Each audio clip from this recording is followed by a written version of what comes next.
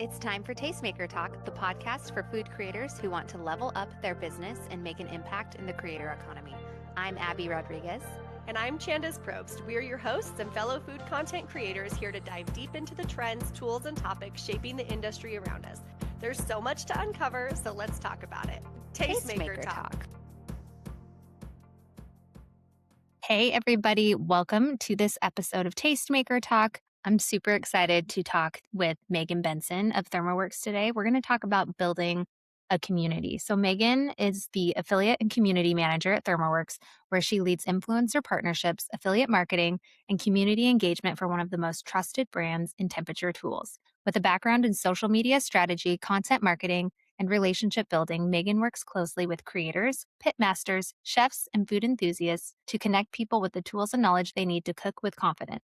She is passionate about food, storytelling, and building authentic brand communities. So welcome, Megan. Thank you. You made me sound so cool. So You thanks. are so cool. Remember that time that we were there for virtual Tastemaker conference and we were talking about even is the terminology of like when you take it out of the oven or it's like finished roasting and it's like still cooking. There was a term like, what's that? And you were like, what are you talking about? What is that? Yeah. Carryover cooking. Come on. A lot of people don't realize carryover cooking actually affects everything you do. Some people assume it's just meat, but it's actually baking too. Like your cheesecake is going to carry over. So if you're making a Basque cheesecake, it's going to carry over 10 to 15 degrees. So see, like that's why you are awesome and amazing. Because every time I literally take something out of the oven now, I think about you in that moment. So thank you for educating me.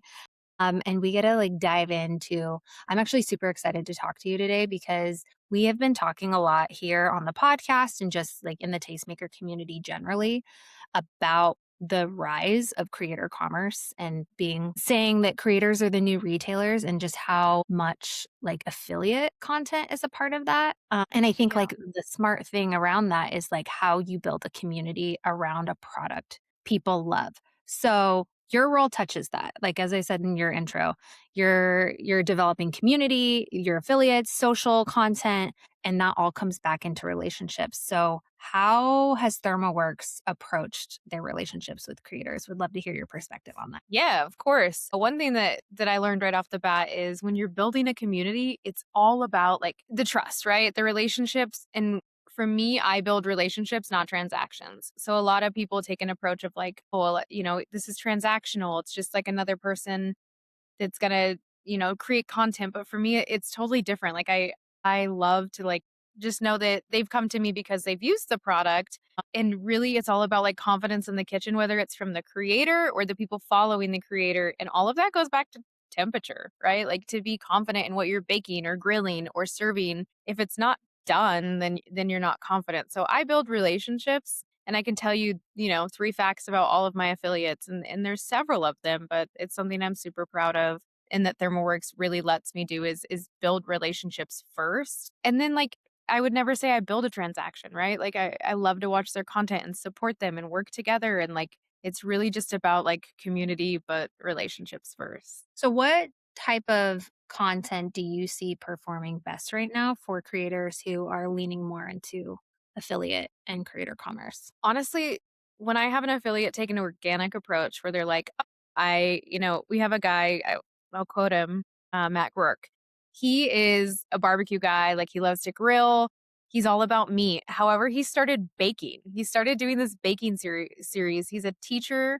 He was teaching like gym class. Now he's the culinary teacher. However, like his content that's slaying is completely different from what people follow him for. And I was like, Matt, this is like incredible. So anything organic, right? But like trying new things. Like, is Matt a baker? No. Is he going to claim to be a baker? Absolutely not.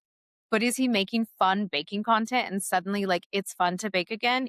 Yes. So What's he baking? Like, okay, he does these soda cakes. So like he'll do a can of soda with a boxed cake, which like I'm not a boxed girl. I told him this. Like I don't do boxed cakes. It's okay. I am gonna shame him a little, but he takes a can of soda and that mixed with the cake mix, you can just have a cake based off of that, right? Like the soda activates the cake mix and suddenly you have a cake out of 2 ingredients. Is it the best cake you've ever had? Probably not. But when he was here, we did a dirty soda cake because Utah I dirty was soda. literally just going to say that. You live in Utah. ThermoWorks is headquartered in Utah. Everybody, Utah put dirty soda on the map if you didn't Yeah. know that already. So that's a thing. So what did you put in a dirty soda cake? So we went to there's a couple different ones. I mean, there's one on every corner in Utah. Like if you know, you know. There's a dirty soda joint on every corner. And Matt didn't know this. He lives in New Jersey. And so we went into one of the shops and we got a Dr. Pepper with like coconut cream and some added fruit stuff. Turned it into a cake, but then he took the dirty soda because cookies, we're a big cookie. Utah has cookies and dirty sodas. That's what we're good All for. the sugar. All the sugar, so much sugar. So then he took the cookie and made a frosting out of it and like crumbled it on this cake. It's a fun video, but it's Okay. not what you expect, right? Like you go to Matt Gork, who's like Gork Boys Barbecue, like you didn't expect that. So his content is doing so well, but also just like consumable, happy content. Like Yeah. everyone loves a good doom scroll, right? But like if it's not something that's giving me like something happy and that I love in the first 5 seconds, I'm out. I'm gonna keep scrolling up. But that kind of content. And I love when creators lean into something different. Like, yes, it's still cooking. Did I ever expect to see Matt bake a cake? No. Is it gonna be the best cake you've ever had? Probably not. But I'm still gonna watch it because it's fun. And he was using his what tool was he using? His A ThermoPen? All thermos, the of things? course. All of the things, silicone. So when he was here, I was like, "Oh, there's an internal doneness to cakes, like per cake. Like each cake is different. So don't quote me on all of them right now. But I was like, if you temp your cake mat, you don't just have to say, oh, like for about 20 minutes, especially when you're not putting the ingredients like that it calls for. So he's pulling his cakes out and using a thermometer now, but he was just guessing before. And so I was like, it was like that moment for him where he's like, oh, I can connect, what I do on the grill. And he uses his ThermoPen or his RFX wireless, whatever it is, faithfully. He wasn't using it in baking. And so I was like, listen, if your cake's not at like 200 degrees, it's not done. So, I mean, each cake is different. Someone's going to be like, oh, she's so wrong on that. Like 200, 205, lighter cakes can be different, but there is a doneness for cakes, especially at different sea levels or kind of cakes, a classic cake, a sponge, a Yeah. boxed cake, etc. And that just boosts the engagement. If you get people in the chat in in the chat when we had BTC, you were really Yeah. good in the chat. I remember that too. Love the chat. I think like that is an important conversation to have too, because I I think right now the limitation I'm seeing with creators and just kind of like the pain points they're feeling that they're like, I feel stuck or I feel like I need to become more of an expert and more of an authority right now. And you guys at ThermoWorks, since the very beginning, 10 years ago, the first Tastemaker, were on the stage saying thermometry is everything. If you want to be seen as an expert and a true authority, you need to be making your recipes this way. And so I think like that's a really smart way to build your authority and expertise, especially from like with AI search now. Like you're basically needing to be cited like an expert. And so I think that adds to that. And then to your point of like keeping your content relevant and exciting, I just think like ThermoWorks is the biggest champion for food creators. And we love you guys so much. So going into that, you guys just had your culinary excellence event. I saw it on social. We had chatted about it, a few months ago. You guys put on a kick-ass event. You had some really big people there. So I want to hear about it.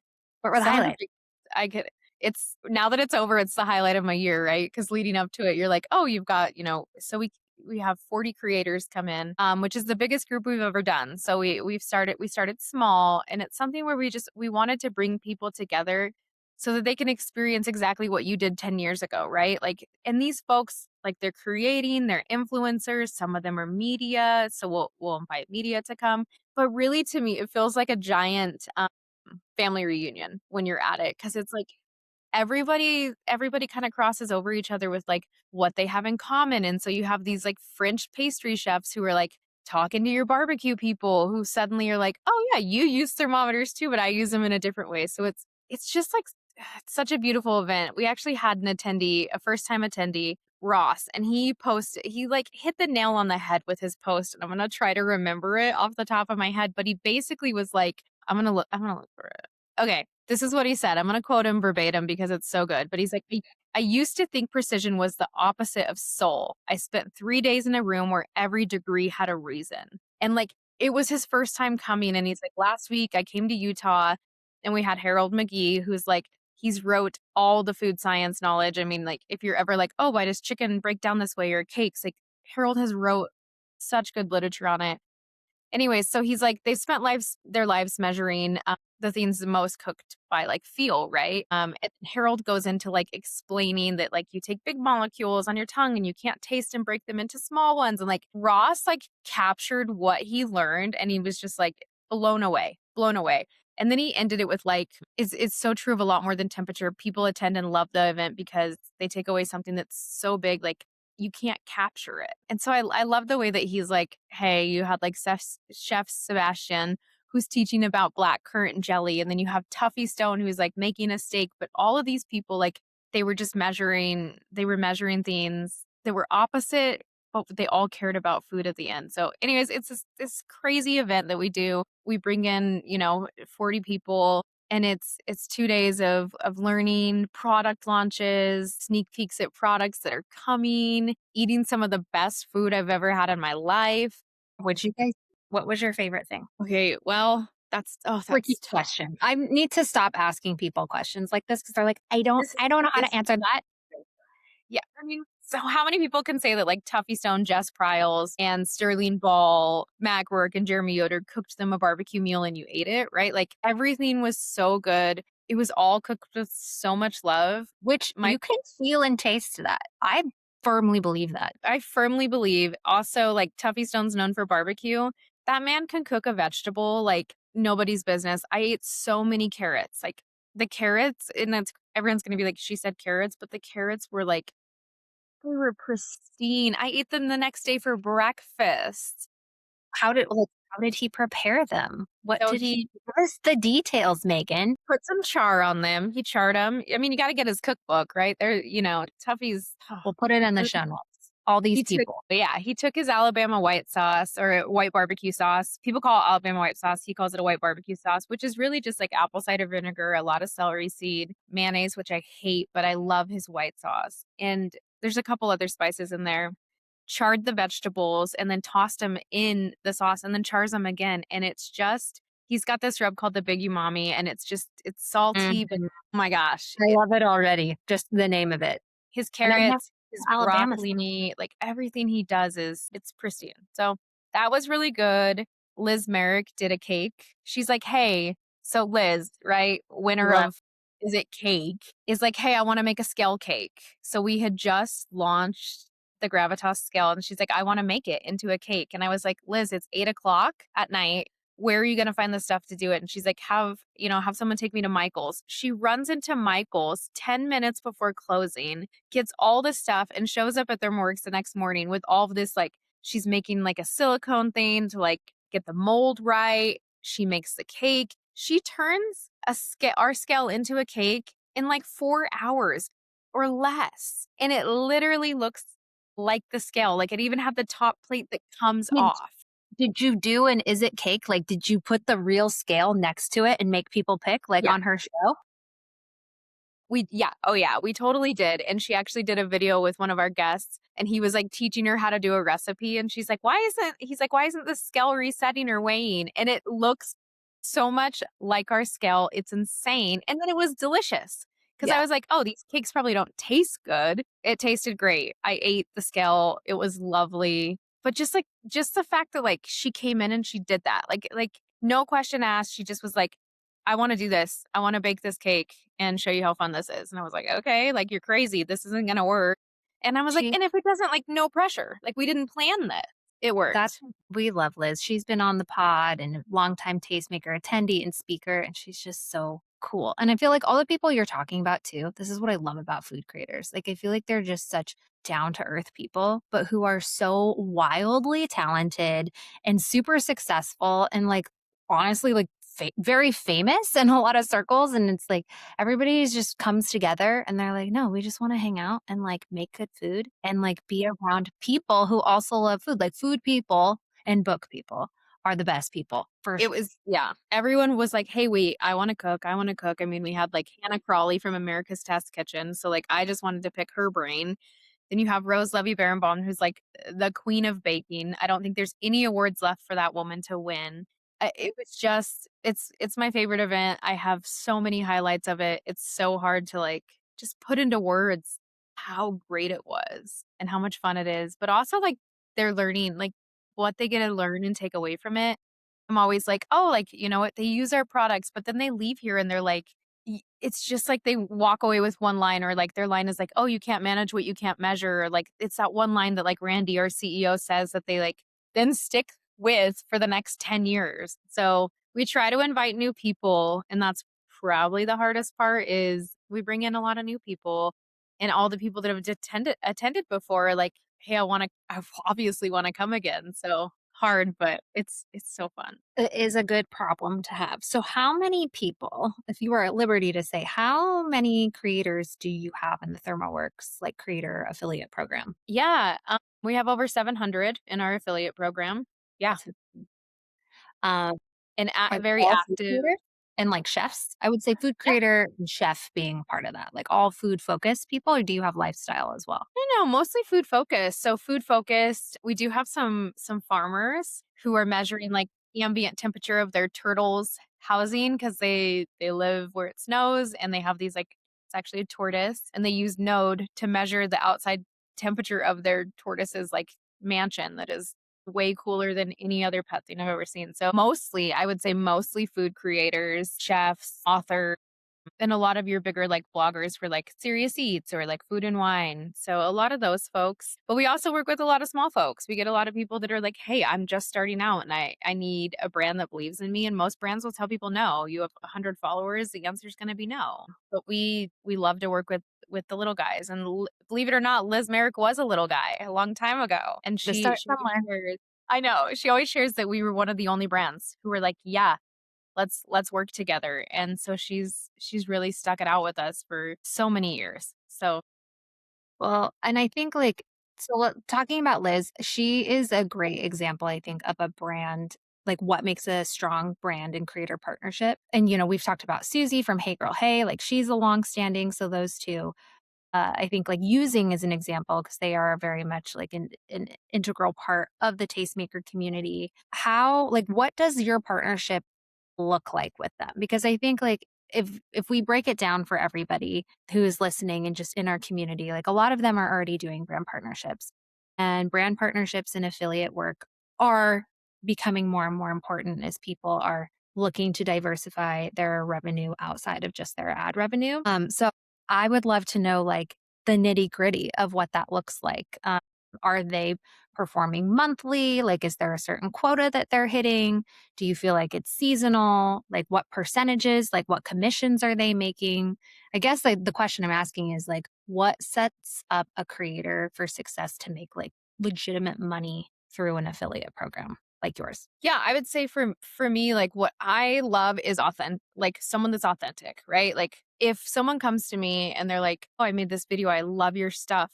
Like I didn't pay for that, right? So the best success for me is like when reviews are authentic and unpaid. So it's Yeah. when someone comes to me as a creator, they've been using our products. It's quite different than someone that comes that's like, "Oh, hey, like I've never used your products. I'd love to try them." Because I think they just don't have like what Liz and Susie have at that point, right? Like Liz and Susie, like Liz teaches precision on everything she does with baking, and Susie's teaching confidence in outdoor cooking, and those values align with like ThermoWorks. So for me, yes, we do have an affiliate program that is commission based, so they can earn a commission, and really we don't put a lot of restraints on them, right? Like I don't want to hand a creator a script ever, and I never will. I want to trust them that they're going to explain our products and how it fits into naturally with what they're doing, rather than like, oh, Megan says here's a new product, like here's my favorite line about it. Like no, I'm not trying to create advertisements. Like I'm trying to help creators tell an authentic like cooking story. Like doesn't mean I'm not willing to have that conversation, but like temperature ends up being the hero of what they're doing. I actually met somebody at one of the Tastemaker events who's like, "Hey, I don't need a thermometer." And I was like, "Cool." Like, okay, like it kind of caught me off guard. I'm like, "What are we Let me talking stop you about?" right there. Yeah, I was like, "Wait, let me stop you right there."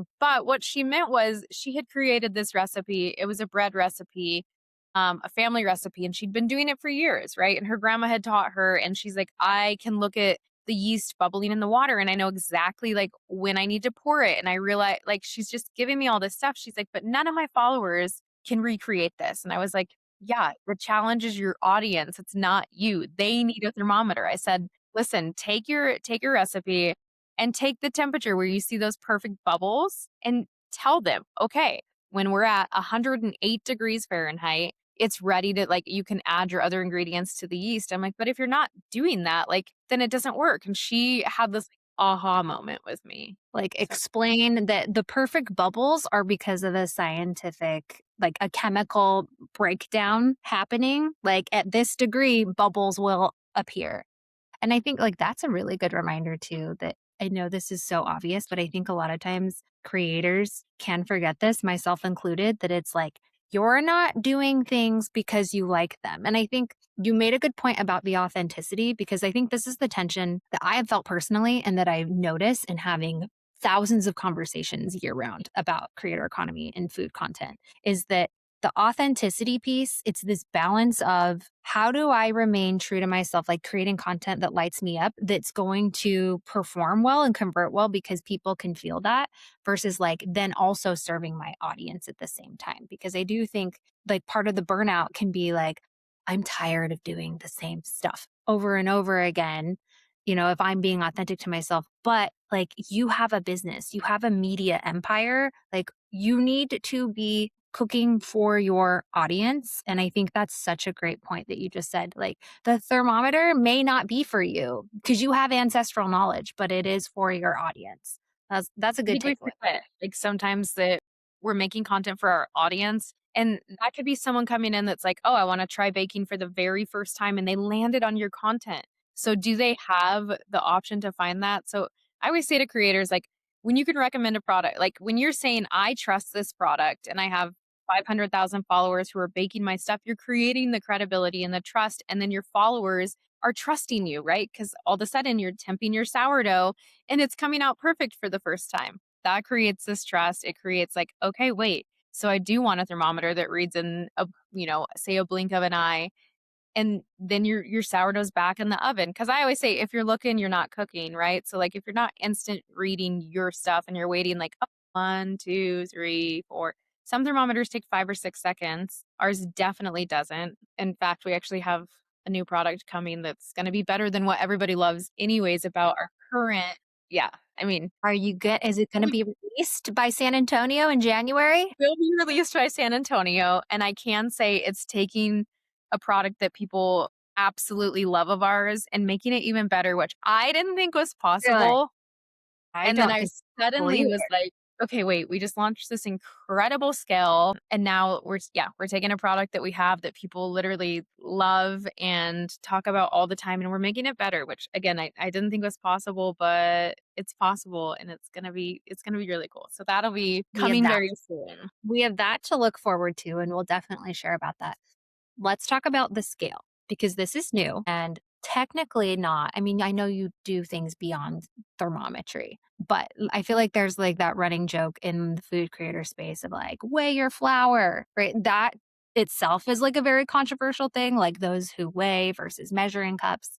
And you were talking about somebody like Liz who just like naturally integrates the products as like a longtime partner. So want to hear about the scale, but I'm curious, has Liz like started using that just naturally in her content? Like, is she somebody who weighs or is that like who's Is using somebody the scale versus not? I will say Liz is a scale weigher. And really, because like, listen, if you have 3 measuring cups at home, right? You have 3 single cups and you scoop your flour, right? Did you shake your flour? Did you mix your flour? Did you loosen it up? Some people put a whisk in it. There's so many different ways. And so I did this. I took 1 cup of flour, leveled it off with a knife. I took 1 cup and I kind of shook it. They weighed differently. So it's like when you're trying to follow these recipes that like Liz writes or Rose writes, like, and they're very precise, you want to hit that. Like 1 cup leveled off can mean so many different things. So Liz definitely weighs. She was actually, I FaceTimed her and was like, hey, I have to show you a product, but you can't tell anyone about it. Like this is like a production model. Yeah. It's not launched. She's And she's signing like, an NDA as you speak.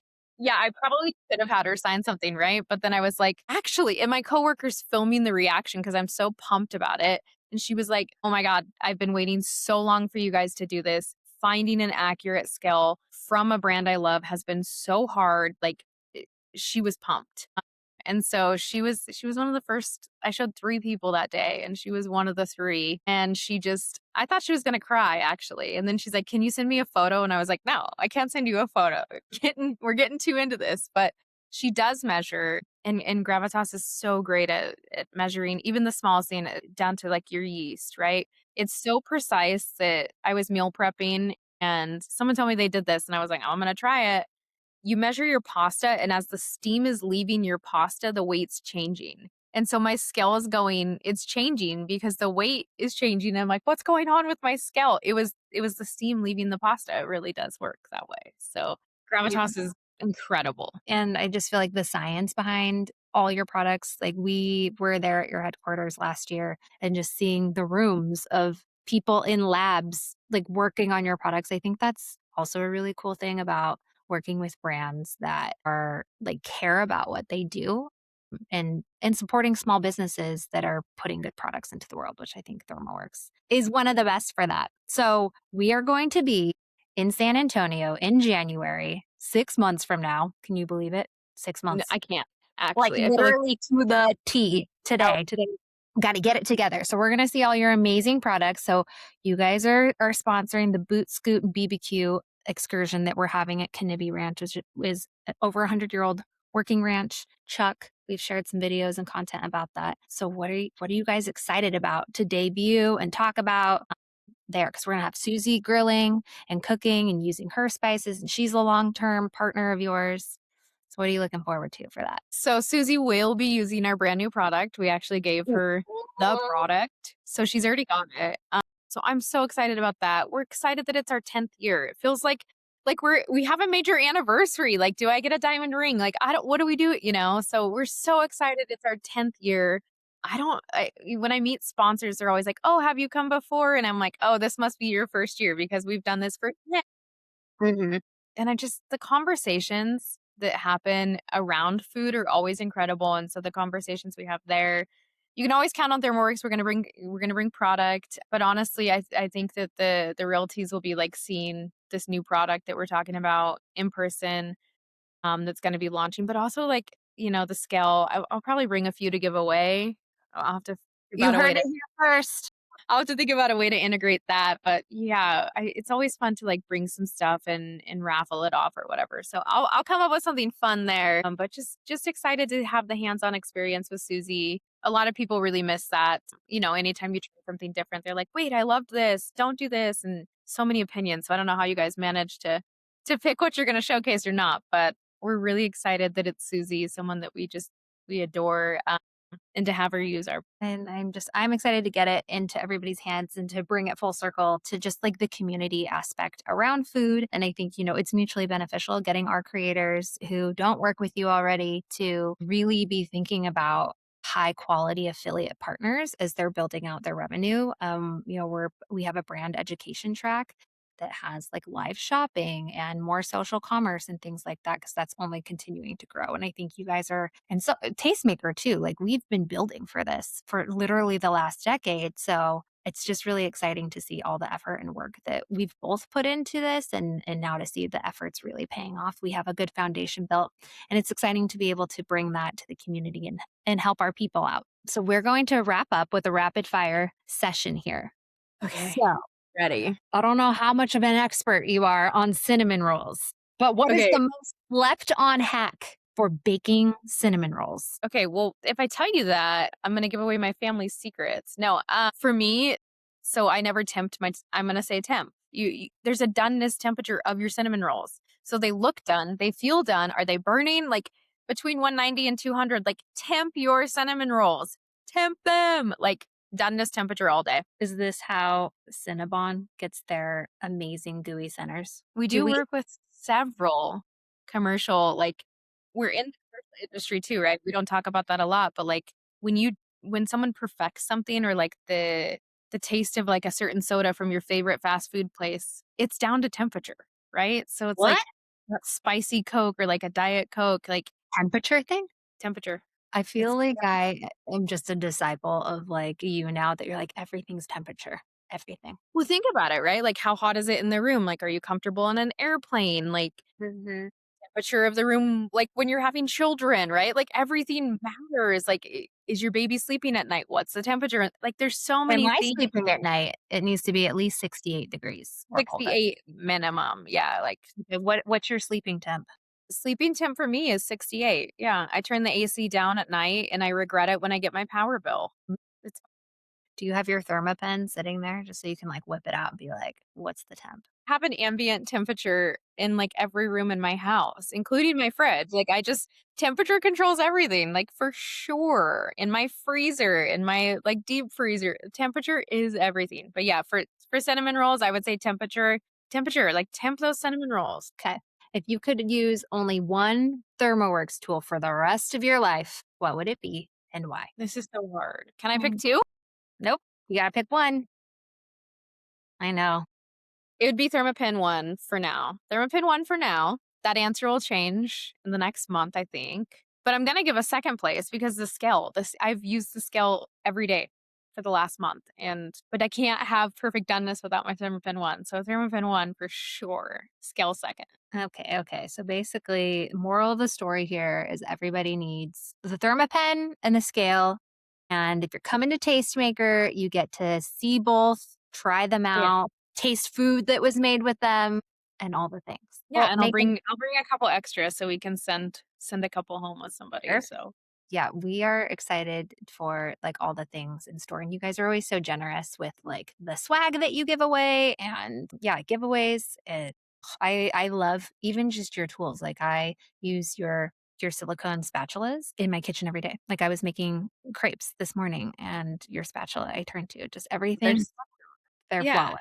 So many good things. Well, we are so excited for San Antonio. Everybody, if you don't have your ticket, get it so you can come hang with Megan and come to the Boot Scoot and Barbecue and see Liz and Susie and all of the incredible people in the ThermoWorks community. And where can our guests get in touch if they would like to learn more from you and learn more about the ThermoWorks affiliate program? Social. I live and breathe social. So when you get a message, it's usually me or a coordinator, and I read every message that comes in. So social always Instagram at ThermoWorks. Perfect. Well, we will see you in San Antonio. And we're so glad you joined us today. Thank you for having me. I can't wait for San Antonio. Thanks for listening to Tastemaker Talk. If you enjoyed this episode, let us know by leaving a review, giving us a rating, or sharing it with your creator friends. And of course, don't forget to hit that subscribe button so you never miss an episode. You can find more from us on our website, tastemakerconference.com, or even join us for an event where we learn and grow as a community of creatives. The conversation doesn't stop here. Talk soon!